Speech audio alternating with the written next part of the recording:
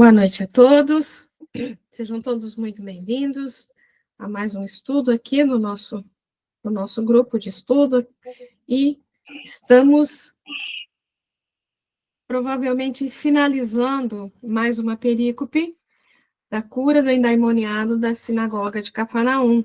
É a terceira semana que nós estamos nessa perícope, e acredito não, tenho certeza que a gente termina hoje, né?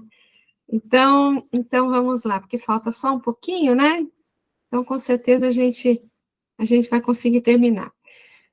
Ela está em Marcos e em Lucas. No início do estudo, nós lemos Marcos e Lucas. Nós vamos dar uma olhada só em Marcos, agora, para a gente relembrar direitinho a perícope e prosseguimos. Então, entraram em Cafarnaum, e após entrar na sinagoga, logo no sábado, ensinava.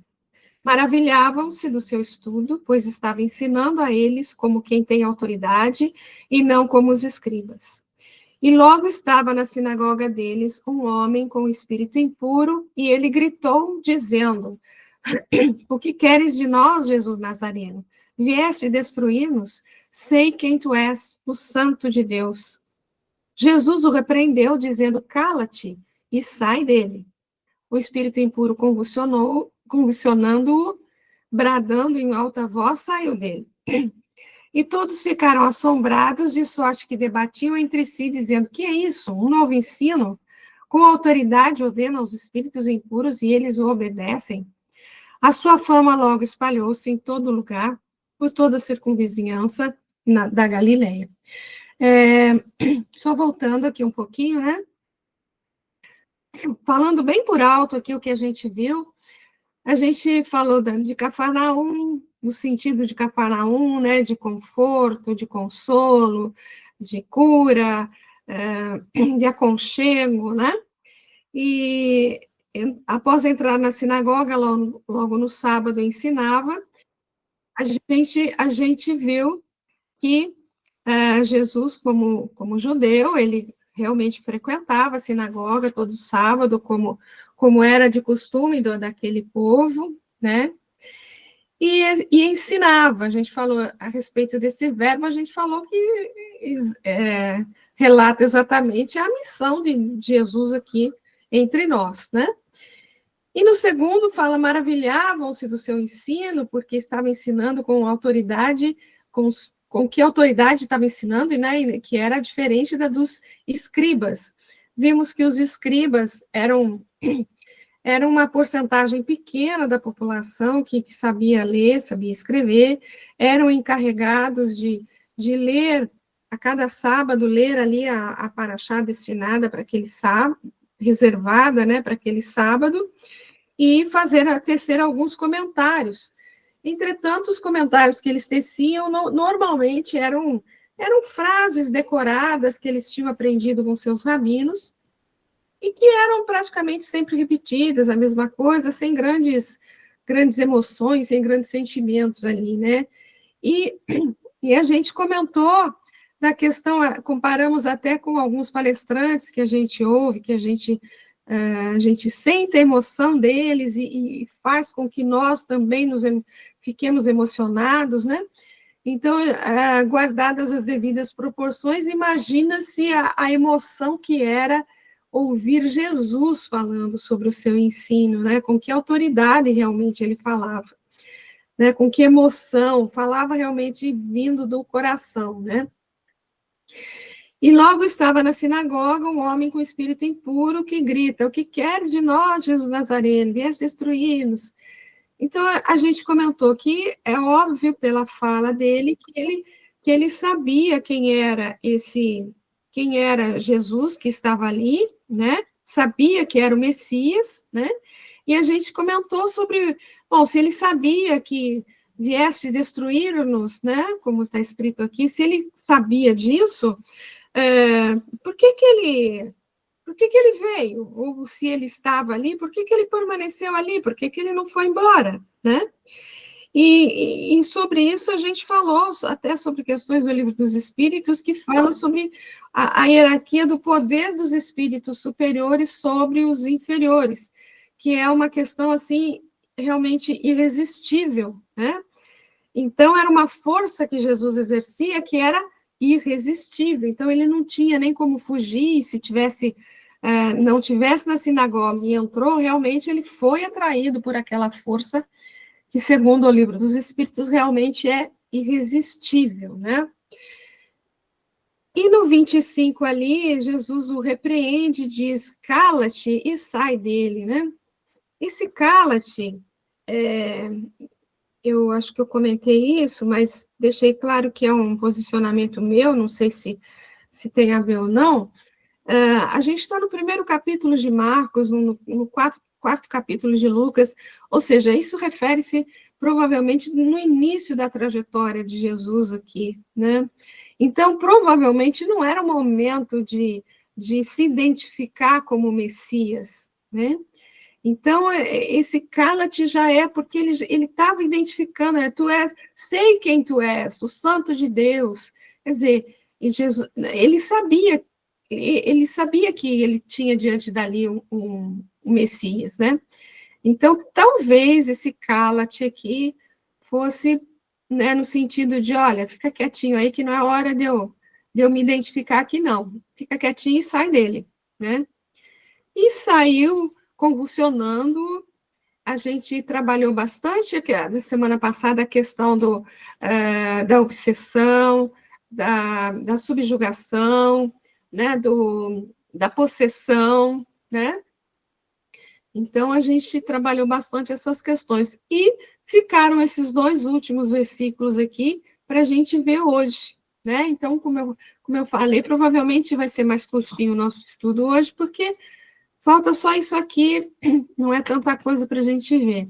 Então, vamos ver o 27. Eu vou colocar aqui já, ó. E todos ficaram assombrados, de sorte que debatiam entre si, dizendo: que é isso?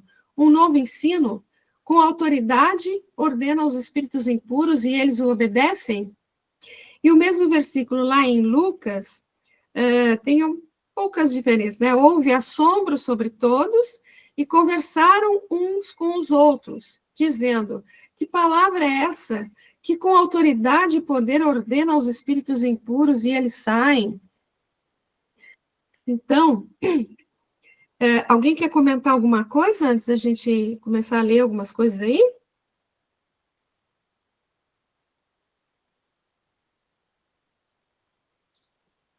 Lembra que eles já tinham ficado maravilhados, vamos dizer, com a fala de Jesus, né? No começo da perícope, que falava com autoridade, que não era com a autoridade dos escribas, né? Então, eles já estavam maravilhados com a fala dele, né? Com a autoridade moral que ele estava colocando, né? Então, agora, com essa condição aqui que ele ordena que o espírito impuro o abandone e ele o abandona, né? Eles ficam mais assombrados ainda, né? Com essa situação que para eles era uma coisa inusitada, né? Uma coisa que não se via toda hora, não é isso? E outras coisas que a gente vai observar aqui, depois a gente observa com mais atenção. Aqui em Marcos ele fala, debatiam entre si. Aqui em Lucas ele fala, conversavam uns com os outros, né? Entre os judeus, naquela época e até hoje, existe uma tendência imensa deles realmente discutirem, né? Conversarem a respeito, discutirem no bom sentido, né? Sobre as questões que eles estão estudando, sobre o trecho da Torá que eles estiverem lendo, estudando, tal, né? Então, tem até uma brincadeira, né, que quando tem dois judeus discutindo, sempre tem pelo menos 3 ou 4 ideias diferentes, né? Eles realmente gostam de fazer isso, né? E o fato deles estarem debatendo entre si ou conversando uns com os outros, né? E ficarem assombrados, é uma condição que provavelmente Jesus gostava de provocar, porque eles estavam vendo uma coisa que eles não conheciam, né? Que era totalmente um assombro para eles, realmente, né? Isso provoca o fato deles refletirem, né? Debaterem significa que eles estavam refletindo sobre aquilo, conversando sobre aquilo, uns com os outros, né? Então, era o propósito de Jesus, muitas vezes, né, de fazer as pessoas refletir a respeito de coisas que eles estavam aceitando cegamente, né? E que Jesus vinha mostrar que um outro aspecto daquilo que eles aceitavam cegamente, né? Como a gente viu tanto na carta aos Gálatas, né? Paulo trabalhando sobre a essência do evangelho e não sobre os atos exteriores, é tudo sobre a mesma, né? É uma reflexão que era provocada, né? Mas vamos ver aqui um pouquinho, olha. Então, primeiro ele fala que todos, né? Todos ficaram assombrados, né? E aqui embaixo também houve assombro sobre todos, né? Então, todos, por maior que seja a resistência, a lei divina acaba por alcançar e envolver a todos, mesmo aqueles que estão mais resistentes, né? Existe mais fechados, né? Vai existir um momento onde realmente a lei divina vai alcançar a todos, né?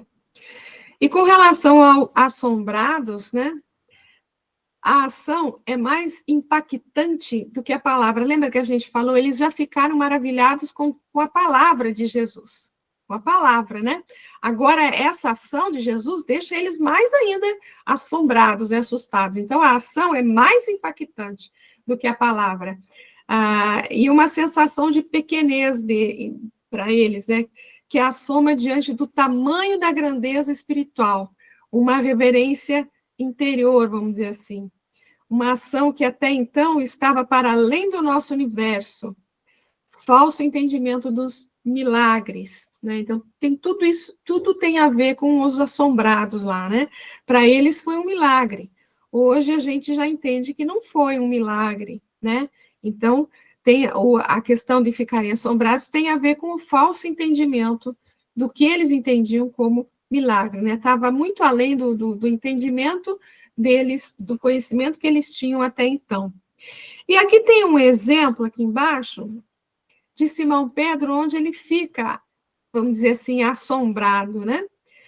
Ao ver isso, e isso daqui refere-se, lembra aquela passagem que Simão Pedro passa a noite toda tentando pescar e não pega nada, aí chega na praia, encontra com Jesus, e Jesus fala, lança a rede para o lado direito, lança a rede para o outro lado, né? Ele não queria, só que no fim ele acaba atendendo ao pedido de Jesus, né? E então, aí é sobre essa passagem, né? Ao ver isso, Simão Pedro prosternou-se diante dos joelhos de Jesus, dizendo, Senhor, afasta-se de mim, porque sou pecador. Pois o assombro apoderou-se dele e dos que estavam junto com ele, em razão da pesca dos peixes que arrastavam juntos. Né? É um exemplo, né, de aplicação, vamos dizer assim, dessa palavra aí, né, assombrado, assustado, encantado, né, admirando. Bom, o debatiam, lembra que a gente falou? Debatiam, conversavam entre si, né? Então, a gente vê em diversas passagens, Jesus provoca isso, Jesus provoca a reflexão. Quantas vezes ele fez as curas no sábado? Né? Quantas vezes ele falou frases que pareciam terríveis para alguns, né? Para alguns doutores, tal, mas era para provocar reflexão, provocar que as pessoas pensassem a respeito, né? Então, esses questionamentos é que conduzem ao progresso, né? É a fé raciocinada, e não a fé cega, né? Ou seja, no diálogo, no debatiam, no conversavam entre si, né? Por isso que a gente fala também que é muito bom a gente estudar sozinho, ler um livro, estudar, fazer anotações e tal, mas é muito bom também, muito melhor ainda, quando a gente estuda em grupo, porque quando a gente consegue trocar ideias, trocar pareceres, né, sempre é mais é mais enriquecedor? Kleber, querido, pode falar. É interessante, né, que Jesus... Tá ruim meu som? Estou ouvindo, querido, estou ouvindo bem. Tá ouvindo? Para mim está sendo chiado. Enfim, a gente nota que Jesus usava uma pedagogia, ele partia do mesmo que não o conhecimento, mas aquilo que a gente tinha de sentimento, né? Mesmo que básico, ele trazia, por isso que ele contextualizava com a paisagem, as atividades. Então ele partia daquilo ali e tentava trazer. Aí no primeiro nível, coisas imediatas e coisas mais profundas para a gente refletir como espíritos imortais mais com o tempo, né? Passava daquilo. O que você tem de referencial? Ele não chocava ninguém no sentido de trazer coisas que ninguém ia ser capaz de entender, pelo menos no primeiro nível, não com a profundidade, evidentemente. Mas ele trazia isso e deixar a pessoa refletir. Então, trazia coisas novas dentro de um contexto que você poderia entender. Eu acho interessantíssima a pedagogia dele, né? Acho que vale muito entender isso.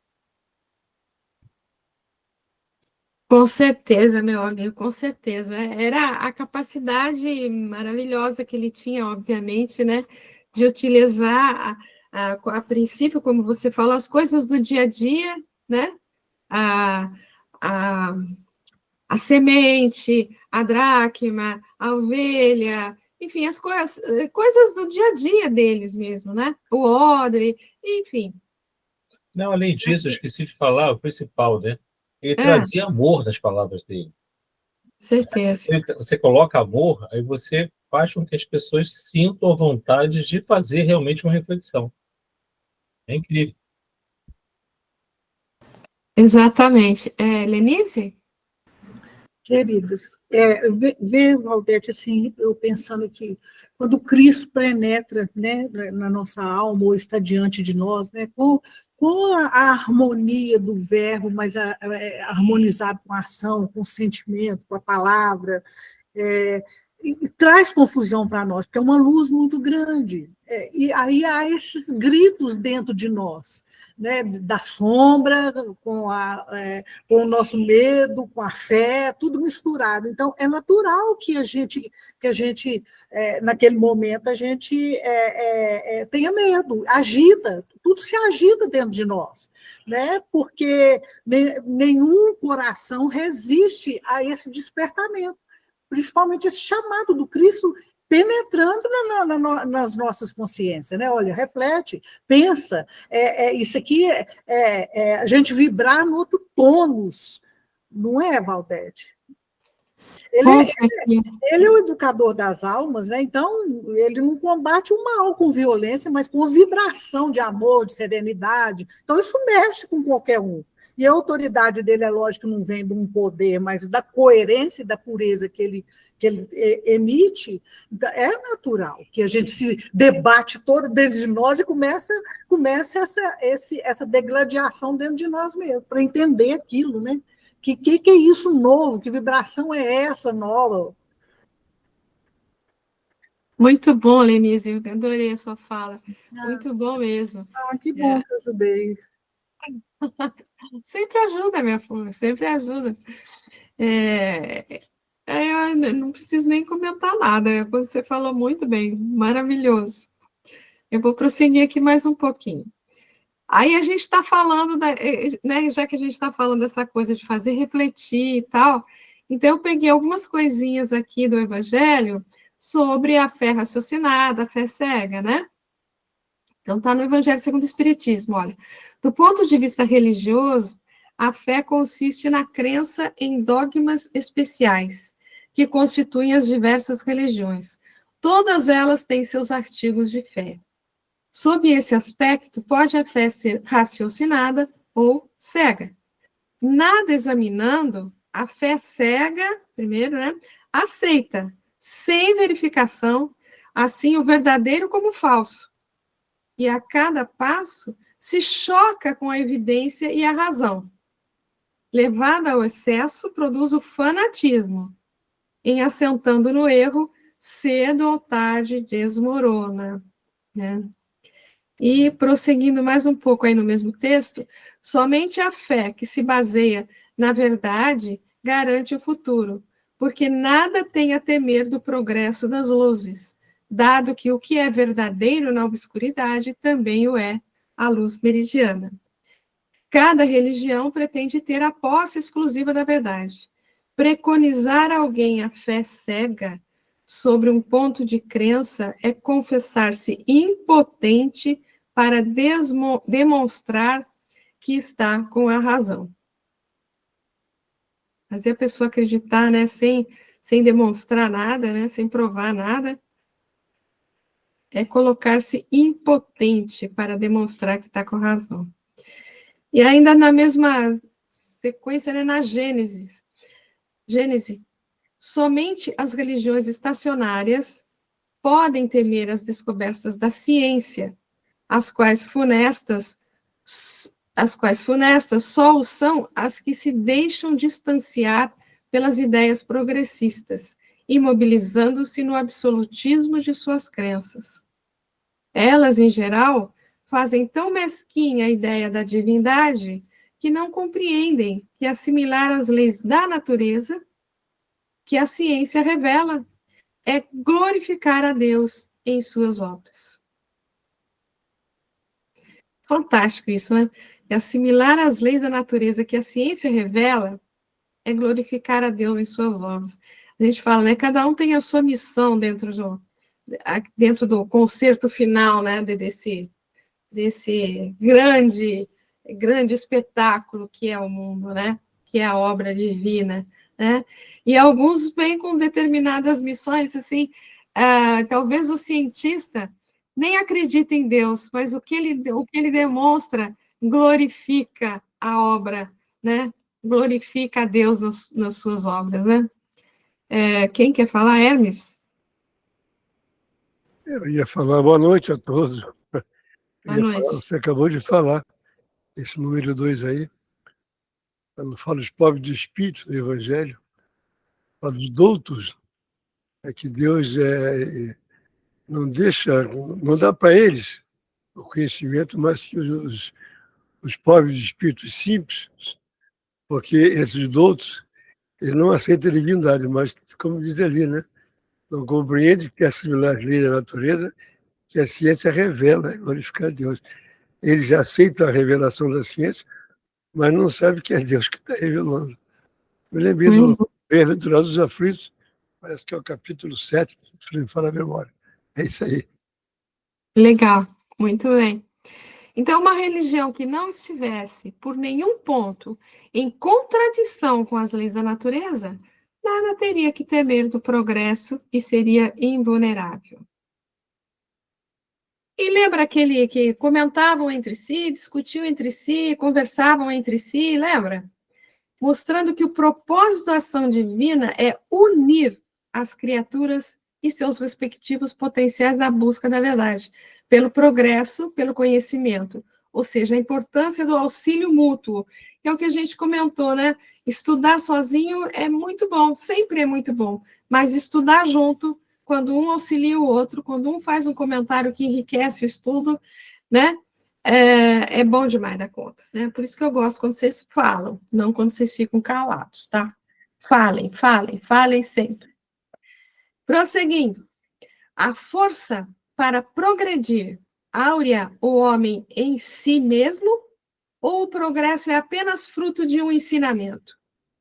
O homem se desenvolve por si mesmo naturalmente. Olha que interessante, mas nem todos progridem simultaneamente e do mesmo modo.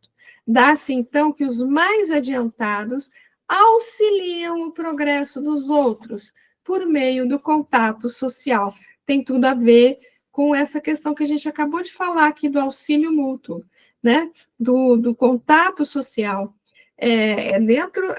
Convivendo com as pessoas que a gente aprende mais, que a gente exercita as nossas virtudes, né? Que é aquela história que eu sempre falo, não é tão fácil ser paciente na frente do espelho, né? A questão é ser paciente convivendo com as pessoas, né?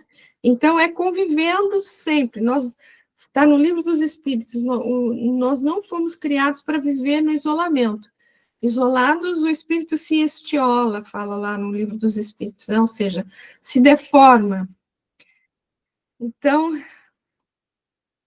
prossigamos. Na Gênesis, de todas as faculdades que Jesus revelou, nenhuma se pode apontar estranha às condições da humanidade.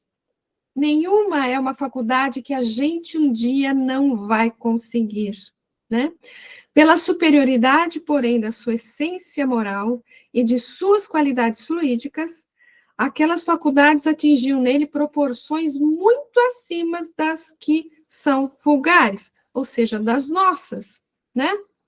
Posto de lado o seu envoltório carnal, ele nos patenteava o estado dos puros espíritos.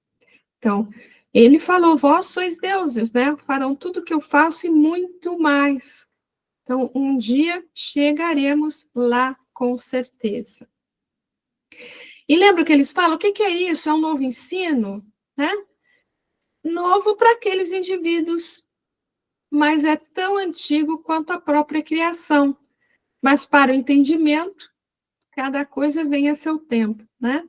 Então, não era uma coisa nova, que nem a história do espiritismo, né? Não foi Kardec que inventou os espíritos, que inventou mediunidade, que inventou nada disso. Ele só codificou, ou seja, organizou todas as informações que estavam chegando, né? Então, coisas que existem desde que o mundo é mundo, né? Por que não ensinaram os espíritos em todos os tempos o que ensinam hoje? É um assunto que a gente comenta sempre, né? Não ensinais às crianças o que ensinais aos adultos. E não dais ao recém-nascido um alimento que ele não pode digerir. Cada coisa tem seu tempo.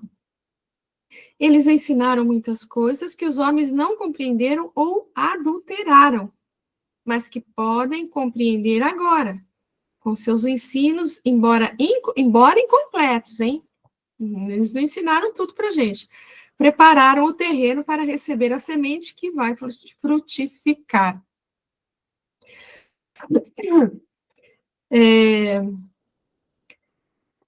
Dada as 3 revelações, né? Apareceram à medida que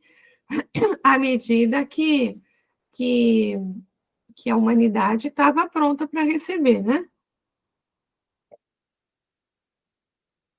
Jesus mesmo disse para a gente, né? Muito ainda tenho que vos ensinar, mas não estáis preparados ainda, né? Não vão suportar agora.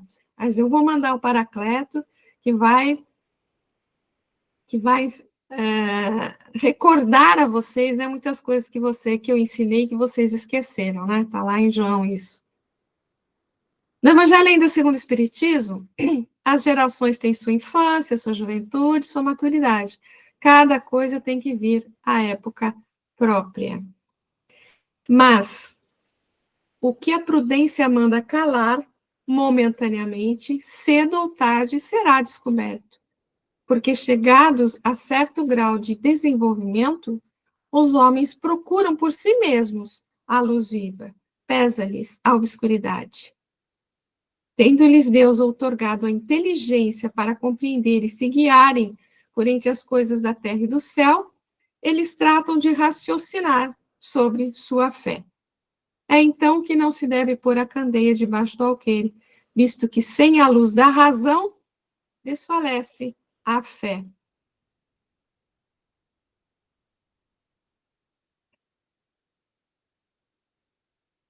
Isso aqui a gente já viu, né? Com autoridades, interlocutores do Cristo fazem a ligação entre a autoridade com que ele ensinava e a autoridade com que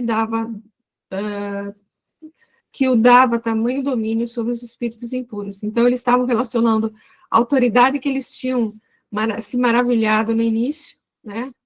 Com a autoridade que ele tinha agora, expulsando ali espíritos impuros, né? Aqui é muito interessante, gente, porque a gente acabou de falar que nós temos a infância, a juventude, a maturidade, da mesma forma que isso é individual, isso é para a coletividade, né? Então, veja o que Kardec coloca aqui, Kardec não, desculpa, Emmanuel e André Luiz aqui nesse texto. Olha, as indagações sempre se renovam em toda parte. Inquirições da vida no mundo, especialmente as respostas, em todas as circunstâncias foram baseadas nas interpretações pessoais daqueles que as formulam. Emmanuel fala para a gente aquilo que ele aprendeu, André Luiz fala para a gente aquilo que ele aprendeu lá. Então, são interpretações pessoais, na verdade, né? Sábios de todos os tempos e procedências se manifestam no assunto para reconhecer que as suas teorias ou análises sofrem alterações em suas estruturas. O que nos compete a declarar, olha o que ele fala aqui, que mesmo nós, os amigos desencarnados, ou seja, ele está falando dele, Emmanuel, André Luiz, né? Às vezes modificamos informes e concepções no desdobramento das tarefas individuais ou nos eventos evolutivos. Ele declara que ele está lá e que, à medida que ele vai aprendendo mais, vivenciando mais, ele também pode modificar o posicionamento dele com relação aos diversos fatos aí, né? Chega, porém, um dia em que a verdade nos surge na vida íntima, esclarecendo-nos e preparando-nos para novos passos no rumo do conhecimento superior. Não acreditamos exista um metro para medi-la e continuamos na caminhada para diante. Não temos, porém, essa pretensão de definir o que seja a verdade, mas sabemos que a verdade é a bússola de nossa marcha e que aparece inevitável nos caminhos em que ela nos responde, acrescida sempre de mais luz em nós mesmos, respondendo-nos às indagações em nome de Deus. Emmanuel. Olha que lindo ele falar isso, né? Que ele, mostrando que ele está aprendendo, que ele está crescendo e que nós vamos crescer à medida. Por isso que a gente não deve abandonar nunca o estudo, né? E o espírita, ele não para de estudar. Né? O espírita de verdade não para de estudar, não para de ler, não para de participar, de assistir palestra, não para nunca, né? É porque a gente não se forma. A gente não se forma, né? Quem que levantou a mão? Sueli, fala, querida. Não, e isso nos faz refletir, né, na nossa condição e na nossa postura, que muitas vezes a gente também se coloca como os proprietários da verdade, né? E aí isso é muito bom a gente ver isso, porque muitas vezes a gente fica como se diz, congelado, sei lá, presos aquelas ideias, né, e não abre muito a possibilidade de outras interpretações, né? E a gente sabe até que a Torá, que o Evangelho, ele tem 1000 possibilidades de a gente poder enxergar, né, com o espírito, com a alma. Então, eu achei maravilhoso. Eu não conhecia esse texto, Val. Realmente Muito bom, né? É um aprendizado para a gente, né? Obrigada aí. Muito bom. E isso que você colocou, né, da gente se achar o dono da verdade, né? Tem muito a ver com o nosso orgulho, né, Sueli? Tem muito a ver com o nosso orgulho, né? Total. Então, que a gente seja muito vigilante com relação a isso, né? Que busque a humildade, né? Porque ninguém é Porque dono da verdade. na nossa condição espiritual ainda, e a gente vai continuar sempre em busca do conhecimento, e nesse movimento de ascensão, né, evolutiva, a gente vai estar sempre ampliando, né, esse conceito, entendendo melhor, como ele fala aqui também, né, mais luz, e a gente vai entendendo e ampliando. Então, nunca é uma coisa fechada. Né? Nunca. Nunca é aquela casa que a gente olha só um lado, mas tem outros ângulos da questão. Obrigada. Obrigada a você, querida. Então, a gente vai para o último versículo, gente, que fala: e a sua fama logo espalhou-se em todo lugar, por toda a vizinhança da Galileia. E lá em Lucas ele fala: o relato a respeito dele espalhou-se por todo lugar da vizinhança.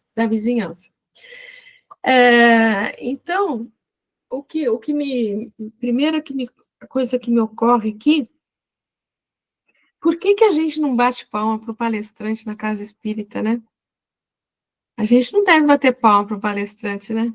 Porque a gente devia bater palmas, na verdade, para a mensagem e não para o palestrante, né?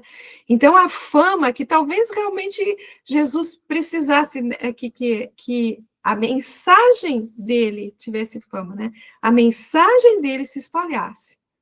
E, a princípio, é lógico que começa falando dele, né? Dos atos dele, mas, olha, fama, as notícias, rumores, boas novas se difundem. Não uma fama buscada por Jesus, mas uma consequência natural da sua exemplificação no bem, né? Nossa, eu ia falar uma coisa, esqueci o que eu ia falar. Daqui a pouco eu lembro. Aqui tem 2 versículos aqui que lembram essa questão. Eu não recebo glória da parte dos homens, fala de Jesus. E brilhe a vossa luz diante dos homens, para que vejam as vossas boas obras e glorifiquem vosso Pai que está nos céus.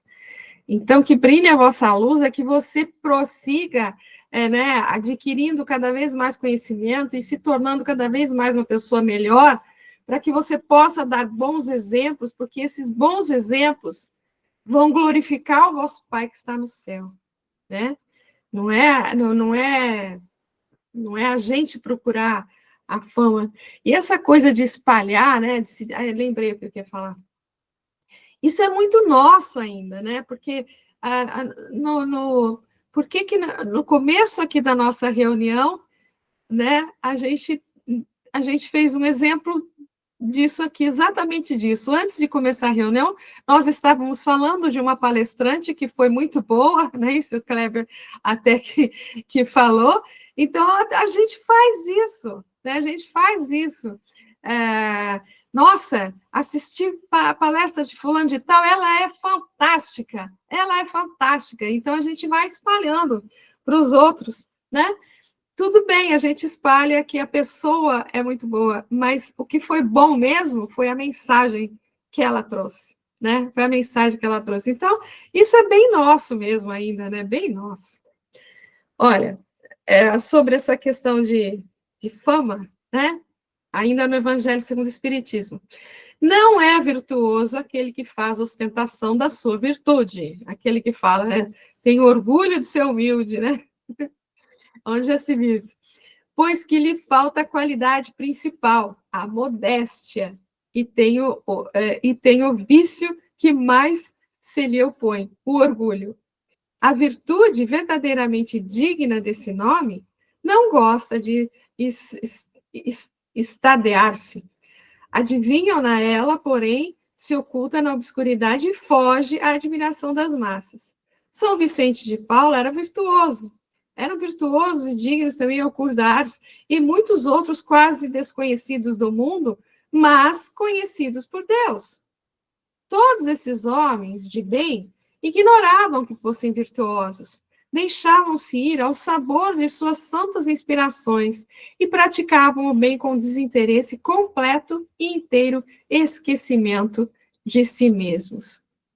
Em princípio, o homem que se exalça, que ergue uma estátua à sua própria virtude, anula, por esse simples fato, todo o mérito real que possa ter.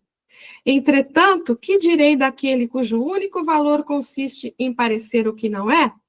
Admito de boa mente que o homem que pratica o bem experimenta uma satisfação íntima em seu coração, mas, desde que tal satisfação se exteriorize para colher elogios, degenera em amor próprio.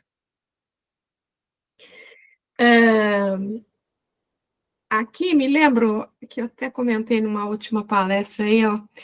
Todos esses homens de bem ignoravam que fossem virtuosos, deixavam-se ir ao sabor de suas santas inspirações e praticavam o bem com desinteresse completo e inteiro, esquecimento de si mesmos.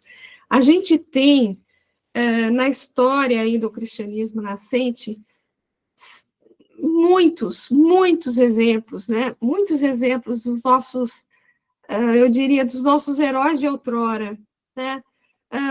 Tudo que um Paulo fez, um Simão Pedro, um Tiago, todos os discípulos, e não só os que a gente conhece mais, assim, os nomes, mas tantos outros que a gente ignora os nomes, e que contribuíram muito, que foram sacrificados, né? Por conta o quê? Por conta da vontade, da disposição de divulgar essa mensagem. Tantos sacrifícios foram feitos, né? Não porque eles estavam querendo fama, mas porque eles estavam simples, porque eram ótimos, né? Eram virtuosos, como está dito aqui, e faziam com desinteresse total esquecimento de si mesmos, como está aqui. E é graças a essas grandes testemunhas que nós tivemos no cristianismo nascente, né, que provavelmente a gente tem hoje a mensagem do Cristo como ela é. Né? Se não fosse, por exemplo, aquele exemplo, lembra aquele concílio lá de Jerusalém, onde Paulo coloca ali as ações que Simão Pedro estava fazendo, que ele achava errado, lembra que está no Paulo Estevão, lá no final do Paulo Estevão, que agitou todo o pessoal ali, meu Deus, o que está acontecendo? Podia ter um racha ali. E o Simão Pedro que fez, falou simplesmente, levantou, né, cortou toda a balbúrdia que estava ali, né, levantou e falou simplesmente, todos sabem que eu já errei muito, todos sabem que eu neguei o mestre por 3 vezes, então rogo a todos que orem por mim para que eu não mais cometa mais equívocos, e pede para Paulo continuar ali a leitura do Evangelho e fazer o devido comentário, né? Quer dizer, se não fosse ali o testemunho dele de humildade, reconhecer os seus erros, né? De humildade, pedir ajuda a todos ali, e, enfim, são testemunhos que a gente não pode esquecer. Fala, Lenice. Valdete, a gente pode falar também, né, se espalhou por toda a Galiléia. Galiléia significa homem simples, homem comum. Então, a gente percebe que aquela luz, a luz verdadeira, ela não precisa de trombetas, né? Ela se espalha pelo perfume que ela exala, pelo amor, né, pelos gestos, e isso se espalha por vibrações. Então, a gente percebe que tocou primeiro as almas simples, né? Não foi para os palácios, nem nada, foi por toda a Galiléia, começar por toda a Galiléia. Então, Jesus não precisa de aplausos, nem de prestígios, né? Mas ele se espalha por si só pela força da sua vibração e do seu amor. Muito lindo a sua fala. Tem mais, Hermes? Estou vendo aí a vaidade das pessoas, né? A vaidade dos certos palestrantes, e ao invés de dar a mensagem, conforme está sendo dito aqui, o que importa é a mensagem. Vai ter pessoas que se colocam na frente da mensagem, justamente porque aquela vaidade chega a imitar alguns palestrantes famosos, que eu vejo, às vezes, fala como se estivesse imitando, e eu fico imaginando, mas por que não traz a mensagem como tem que ser mantida, como tem que ser dita? E parece que se ele se bota na frente da mensagem para receber elogios, fulano é um bom palestrante, pelo modo que ele fala, o modo que ele age. Mas e a mensagem que ele disse, será que foi totalmente aceita, digerida? É isso que eu fico imaginando quando eu vejo algumas palestras. Esse tema aí, esse finalzinho, para mim, foi muito bom, viu? Obrigado. Muito legal. Vamos ver. Kleber? Rapidinho, infelizmente vou ter que sair, gente. Tá fantástico, como sempre, mas eu tenho que sair. Compromisso urgente. Tá? Um abração. Desculpa, eu tenho que ir, beijo. Tem jeito. Um abraço. Tudo bem, Boa noite, bem. gente. Depois a gente coloca a gravação lá. Tá bom, obrigado. Vai com Deus. Olha, tem um texto do Emmanuel falando de edificações, que ele comenta: vós sois a luz do mundo. O mestre foi muito claro em sua exposição, para que os discípulos sejam a luz do mundo. Simbolizarão cidades edificadas sobre a montanha, onde nunca se ocultem. A fim de que o operário de Jesus funcione como expressão de claridade da vida, na vida, é indispensável que se eleve ao monte da exemplificação, apesar das dificuldades da subida angustiosa, apresentando-se a todos na categoria de construção cristã. Desculpa. Tal cometimento é imperecível. O vai e vem das paixões não derruba a edificação dessa natureza. As pedradas deixam-na intacta, e se alguém a dilacera, seus fragmentos constituem a continuidade da luz, em sublime rastilho, por toda parte, porque foi assim que os primeiros mártires do cristianismo semearam a fé. Vem de encontro com aquele comentário, né, que a gente falou dos testemunhos dos nossos heróis de outrora, né, que receberam muitas pedradas e chibatadas e prisão e sacrifícios, mas aquilo tudo espalhou os fragmentos, vamos dizer assim, como ele está aí, constituindo aí a continuidade da luz, né? Zezé?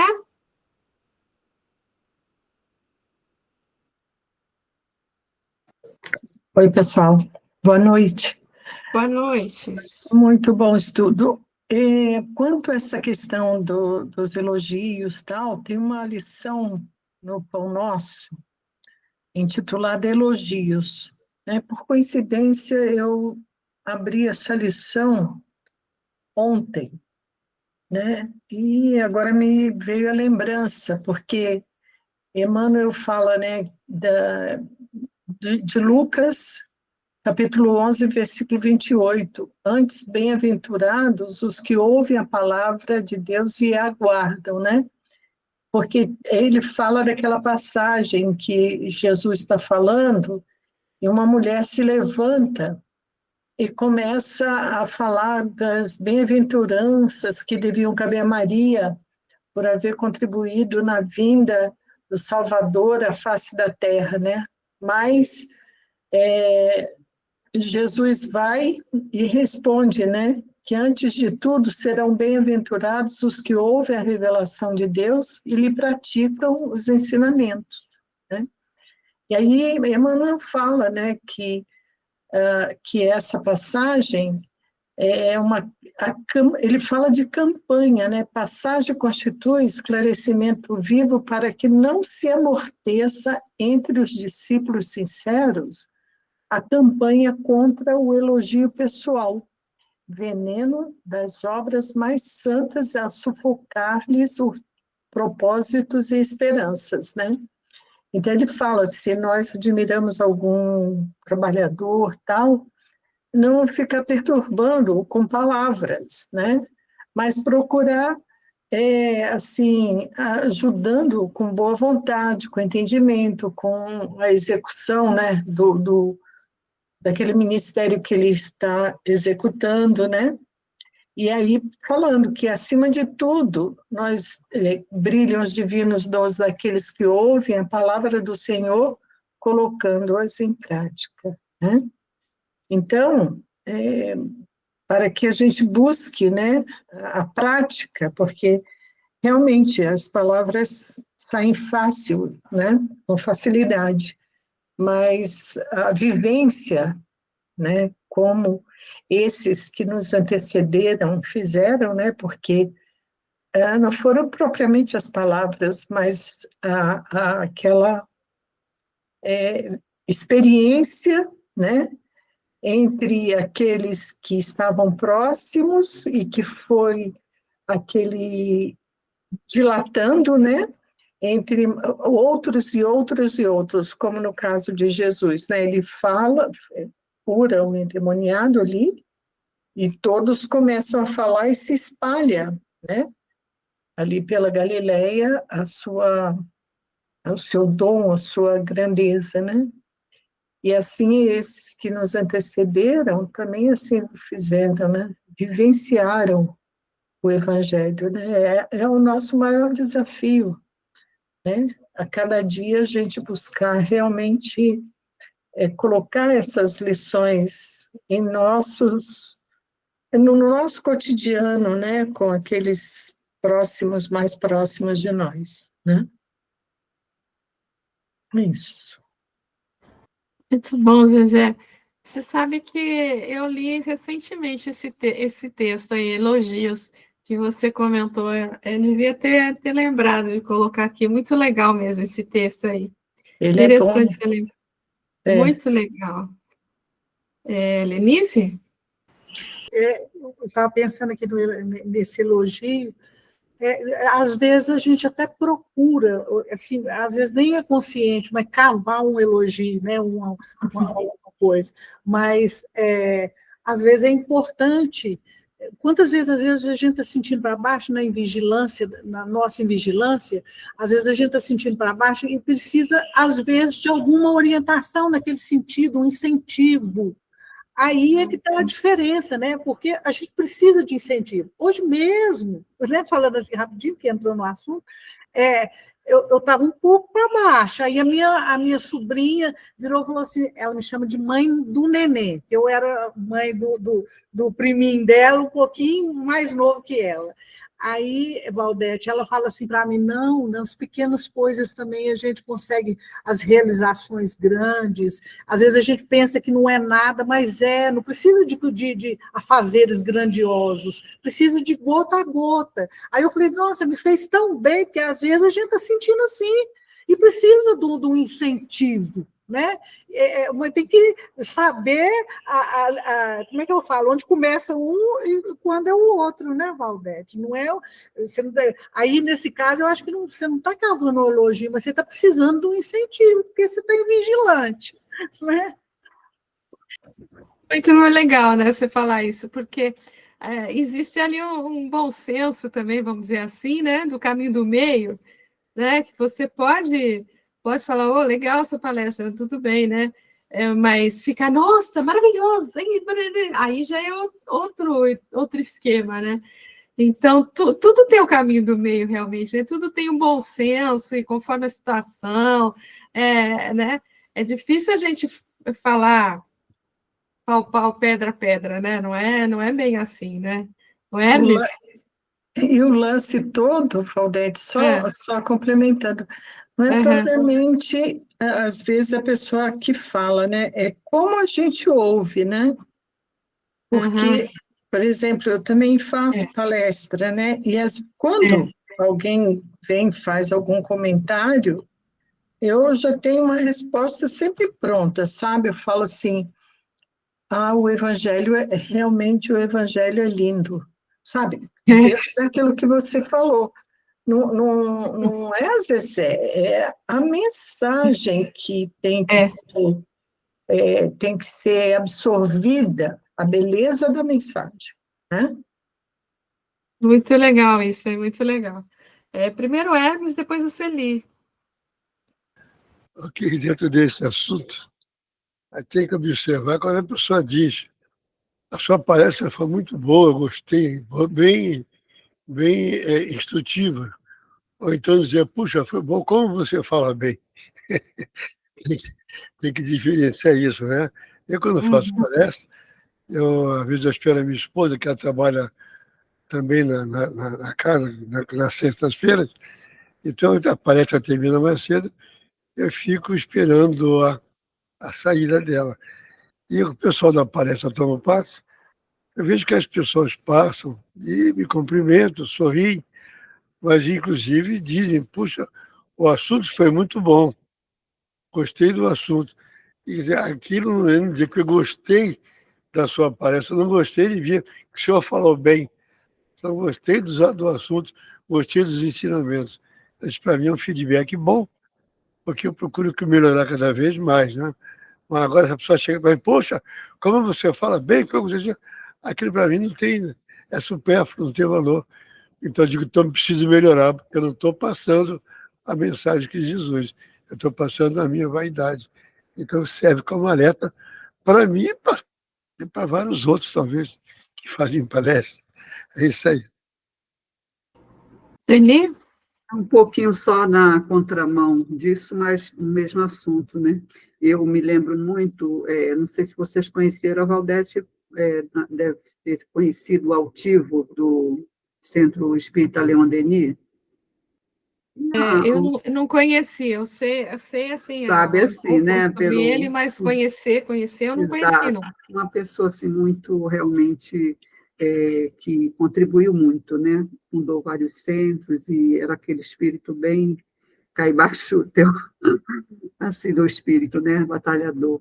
E ele falava uma coisa muito interessante, porque o CELD, a abreviatura do Centro Espírita Leon Denis, ele, no início, ele utilizava muito os trabalhadores para fazer as palestras. E, assim, treinava, né? Eram, assim, ainda muito iniciantes, e tinha palestra realmente que você tinha que ter muita paciência para ouvir, né? E pessoas dormiam, e o centro lá sempre foi muito cheio. E aí, observando isso, fazendo uma avaliação outra vez, ele falou assim, gente, vamos colaborar, porque, às vezes, o palestrante ele não é um orador, ele ainda está numa experiência inicial, e aí ele falava alguma coisa, mas tudo que ele traz é evangelho, é doutrina, então vamos prestar atenção na mensagem, porque existe isso, né? Que a gente sabe que, às vezes, a gente pede a Deus que o tempo passe logo, porque a pessoa, às vezes, fica naquela monovoz, aquela coisa que não altera, você dá sono, tudo isso existe, mas é o olhar, é o ouvir para a mensagem, e esquecer um pouco ali aquela fala. É um trabalho, assim, de autossuperação, eu diria. Realmente, Sueli, a gente tem que ser um pouco caridoso às vezes, né? Eu falo, inclusive, por mim, tá? É Claro, experiência própria. por mim também, com certeza. Vamos prosseguir aqui, falta pouquinho para a gente terminar aqui. Agora, alguns trechinhos só aqui, ó. O homem que se destaca pelo esforço da própria elevação dirige-se para a vanguarda de luz, convertendo-se em abençoado instrumento dos celestes desígnios no progresso humano. Então, como ele está falando de influências, né, a gente tem que buscar realmente se tornar uma pessoa que não faça a plateia dormir, né, mas que passe a mensagem da melhor maneira possível, né? Mas vamos lá. No esforço comum, a gente falou do discutir junto, de estudar junto, né? Vamos ver o que ele fala a respeito. Ó. Não nos esqueçamos de que nossos pensamentos, palavras, atitudes e ações constituem moldes mentais para os que nos acompanham. Cada dia, por nossa vez, sofremos a influência alheia na construção do próprio destino. E como recebemos conforme atraímos e colhemos segundo plantamos, é indispensável saibamos fornecer o melhor de nós, a fim de que os outros nos proporcionem o melhor de si mesmos. É o que vem de encontro com o que a Sueli estava comentando, né? E com a fala aqui anterior de influências, né? Porque por menos que a gente conheça da doutrina, por menos que a gente conheça do Evangelho, né? A gente está sempre, como ele fala aqui, os moldes mentais para ou seja, a nossa atitude, a nossa palavra está sempre influenciando e somos influenciados. Então, que a gente possa bem alimentar o nosso interior para que a gente possa exteriorizar coisas boas e que a gente possa ser vigilante para receber, né, assimilar apenas o que realmente nos convém, né? Porque nós estamos num mundo de total de influenciação, né? Olha, no Pensamento e Vida de Emmanuel, associação, se o homem pudesse contemplar com os próprios olhos as correntes de pensamento, reconheceria de pronto que todos vivemos em regime de comunhão segundo os princípios de afinidade. A gente está se o pensamento é uma onda, né? A gente está aqui num mar de ondas que vão e vêm e que se cruzam, né? A associação mora em todas as coisas, preside a todos os acontecimentos e comanda a existência de todos os seres. Se você está num mar de coisas que podem te influenciar, como é importante a nossa vigilância, manter aí o nosso padrão elevado de pensamento, né? Pensando, conversando ou trabalhando, a força de nossas ideias, palavras e atos alcança, de momento, um potencial tantas vezes maior quantas sejam as pessoas encarnadas ou não que concordem conosco. Potencial esse que tende a aumentar indefinidamente, impondo-nos de retorno às consequências de nossas próprias iniciativas. Estejamos, assim, procurando incessantemente o bem, ajudando, aprendendo, servindo, desculpando e amando, porque nessa atitude refletiremos os cultivadores da luz, resolvendo com segurança o próprio problema de companhia. Então, se tudo que a gente faz, né, pode influenciar os outros, né, e a gente não tem noção, do quanto um ato nosso pode se expandir. Às vezes, uma coisa que para nós parece tão pequena, às vezes um sorriso, um bom dia, um abraço, né, uma palavrinha de conforto que parece para nós tão pouco. A gente não tem noção do quanto aquilo pode crescer, ou pode influenciar, ou pode, né? Então, é disso que ele está falando aqui, e tem um pouco mais aqui à frente com relação a isso. O ensino dos espíritos, reproduzindo essas máximas sob diferentes formas, desenvolvendo-as e comentando-as, para pô-las em alcance de todos, tem isto de particular: não é circunscrito. Todos, letrados ou iletrados, crentes ou incrédulos, cristãos ou não, o podem receber, pois que os espíritos se comunicam por toda parte. Nenhum dos que o recebem diretamente ou por intermédio de outrem pode pretextar ignorância. Não se pode desculpar nem com a falta de instrução, nem com a obscuridade no sentido alegórico. Isso aqui, com certeza, ele estava falando a respeito da mediunidade, né, e do fato de você receber orientação, né, não importa se você é letrado ou iletrado, se você é um doutor em qualquer coisa, ou se você é um analfabeto, rico ou pobre, crente ou descrente, enfim, não existe ninguém pode pretextar que não tem condições de receber, né? Isso me lembra muito uma história do Eurípides Barçanufo, né? Porque no começo ele não aceitava o espiritismo, né? E era um tio dele, salvo engano, que estava tentando levar para ele essa questão, né? E um certo dia ele convenceu o Eurípides a participar de uma reunião mediúnica.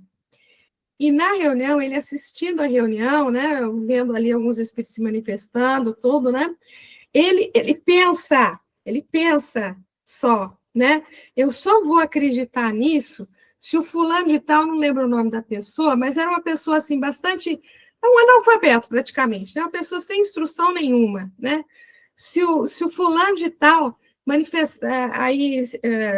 se apresentar, né, se manifestar, me explicando, salvo engano também, eram as bem-aventuranças que ele não entendia direito, né, e que fosse, acho que João o Evangelista que falasse, sei lá, alguma coisa assim, né, e foi só ele pensar, e o rapaz começou a dar a manifestação, né, E, salvo engano, é João Evangelista que se manifesta ali e dá a explicação para ele, né? Então, assim, era um senhorzinho que não tinha instrução nenhuma, né? Não podia dizer que ele tivesse lido ali as bem-aventuranças, talvez, né? Mas ele estava ali apresentando a explicação, né? O comentário que ele estava exigindo ali, né? Exigindo realmente, né? E com relação à questão de a gente não ter noção do ato Viu, nosso, Val? né? Oi, Tem a mensagem de João mesmo. é João, né? É, É muito legal essa passagem, é fantástica, né? As coisas de Eurípides são muito interessantes. Odete, Fala, querido. o vídeo anterior, que fala sobre o livro Pensamento e Vida, qual é o título que tinha? Nota? Pensamento e Vida, acho que era associação. Associação. Só que eu estou vendo aqui o livro, estou um pouco curioso. Capítulo 8. Capítulo 8, associação. Tá, já localizei já o livro. Aqui o livro. Obrigado. Tá. Gente, um texto aqui do Emmanuel, Fonte Viva, um pouco de fermento. Fala não sabeis que um pouco de fermento leveda toda a massa, que é com relação à influência que a gente pode provocar nas pessoas, né? Ninguém vive só. Nossa alma é sempre núcleo de influência para os demais. Nossos atos possuem linguagem positiva. Nossas palavras atuam à distância. Achamos-nos magneticamente associados uns aos outros. Ações e reações caracterizam-nos a marcha. É preciso saber, portanto, que espécie de forças projetamos naqueles que nos cercam. Nossa conduta é um livro aberto. Quantos de nossos gestos insignificantes, olha só, nossos gestos insignificantes alcançam o próximo, geralmente inesperadas resoluções. Quantas frases aparentemente inexpressivas, arrojadas de nossa boca, estabelecem grandes acontecimentos. Cada dia emitimos sugestões para o bem ou para o mal. Dirigentes arrastam dirigidos, servos inspiram administradores. Qual é o caminho de nossa atitude, que a nossa atitude está indicando? Um pouco de fermento leveda a massa toda. Não dispomos de recursos para analisar a extensão de nossa influência. Não podemos examinar-lhe a qualidade essencial. Acautela-te, pois, com o alimento invisível que forneces às vidas que te rodeiam. Desdobra-se-nos o destino em correntes de fluxo e refluxo. As forças que hoje se exteriorizam de nossa atividade voltarão ao centro de nossa atividade amanhã. Tem aquilo que a gente estava falando, né? A gente não tem noção o quanto pode acarretar, às vezes, um simples bom dia, né? Um ato que para nós parece assim insignificante, um pequeno abraço, uma palavra que seja, né? E eu me lembro agora de um texto, se não me engano, é da Meimei, o título é Migalhas de Amor. E ela fala disso, né? Ela dá alguns exemplos práticos, assim, eu não vou lembrar de todos, mas ela fala, você não sabe o quanto, por exemplo, algumas moedinhas pode resolver, por exemplo, a dificuldade de uma determinada pessoa. O quanto um prato de comida que para você, talvez você fosse jogar fora, pode salvar a vida de alguém que estava morrendo de fome. Ou alguma moedinha que pode comprar um remédio que vai salvar a vida de uma criança, né? Algumas gotinhas de um remédio que pode salvar a vida de uma pessoa. Então, ela primeiro fala dessa parte material, né? Mesmo material, às vezes, um tantinho que para você é insignificante pode ser muita coisa para o outro, né? E assim também uma palavra, um sentimento, uma oração que seja, né, um abraço, enfim, a gente não tem noção do que pode o tanto que pode ser importante para outra pessoa, né? Então, que a gente possa sempre estar trabalhando aí no bem, com bons pensamentos, com boas atitudes, porque a gente não sabe o quanto é a extensão dessas coisas todas, que para a gente parece insignificante, né? Fala, Hermes. Me lembrando do livro Quem Tem Medo da Obsessão, do Simonetti, ele fala sobre isso, com a pessoa que sai de casa, já toma banho, se arruma no espelho, se penteia, todo bonitão, aí chega na rua, encontra um conhecido assim, aí diz para ele, cara, você está esquisito hoje, o que está contigo? Ele volta para casa com aquela obsessão e fechou o dia dele. Uma palavra que uma pessoa disse mudou todo o pensamento. Ele sai de casa se sentindo, né, um Adonis. Na rua, alguém diz uma palavrinha, ele volta para casa, está cabisbaixo, sabendo que está derrotado. Que é um bom dia, como uma vez um bom dia é uma energia que a pessoa transmite. É claro, aquele que recebe como um bom dia alegre também, ele recebe e transmite. Aquele que fala bom dia, ele pode receber, mas ele não é um retransmissor, ele recebe, mas não transmite. Interessante isso. Obrigado. Muito bom mesmo. Algum comentário a mais, pessoal? Porque nós encerramos aqui, ó. Encerramos aqui a nossa perícope. E eu estava pensando em a gente estudar a dracma perdida semana que vem. Tá? Tudo bem? Maravilhoso. Muito Tudo bom. bem, então? Então é isso, meus amigos. Encerramos aqui, então, mais uma perícope, com a graça de Deus. E, se Deus assim o permitir, semana que vem a gente está de volta com mais uma perícope aí, começando mais uma perícope. Tá bom? Beijinho no coração de todos, fiquem com Deus. E, se Deus assim o permitir, até semana que vem. Tchauzinho.